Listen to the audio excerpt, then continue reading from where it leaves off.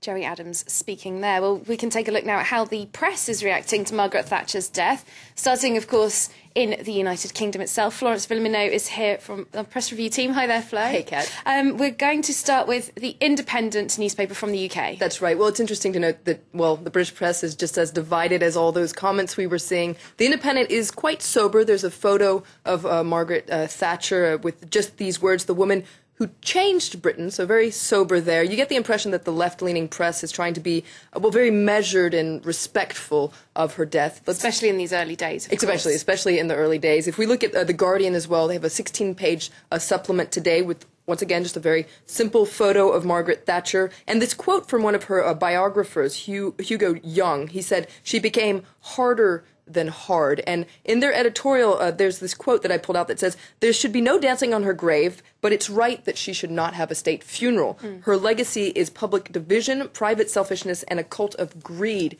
that shackles the human spirit." And quotes like that, "She became harder than hard," they could be spun both ways, really, couldn't they? Supporters would say, yes, we needed someone who was hard, and opponents would say, well, at what cost? So, yeah, very interesting reaction from the left-leaning press. What about the right-leaning press? Well, the right-leaning press, let's look at the Daily Mail. A very simple, the woman who saved Britain. And right, that's a bit more emphatic, isn't it? Absolutely, much more smiley photo of Margaret Thatcher there. They say inside that she does, in fact, deserve a state funeral and harshly criticize all this celebration that we've been seeing.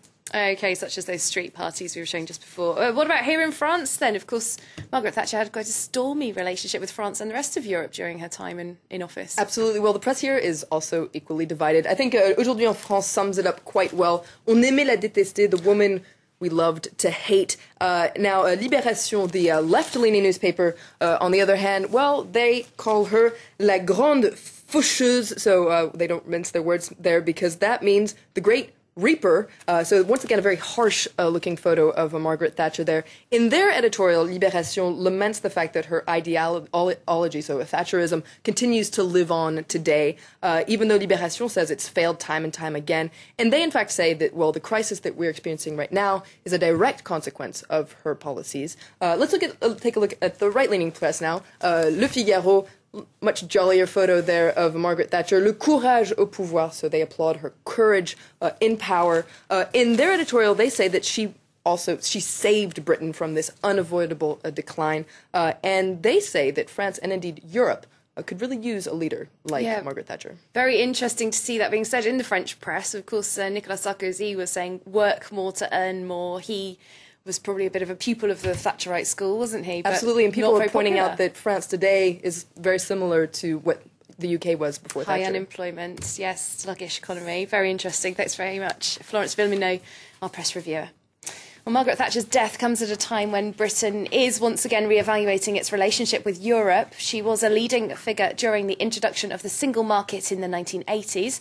But as former French President Valéry Giscard d'Estaing has noted since her death yesterday, she was also firmly opposed to the idea of political union and a staunch defender of the free market. Mark Thompson looks back on the complex relationship between Thatcher's Britain and the young European Union.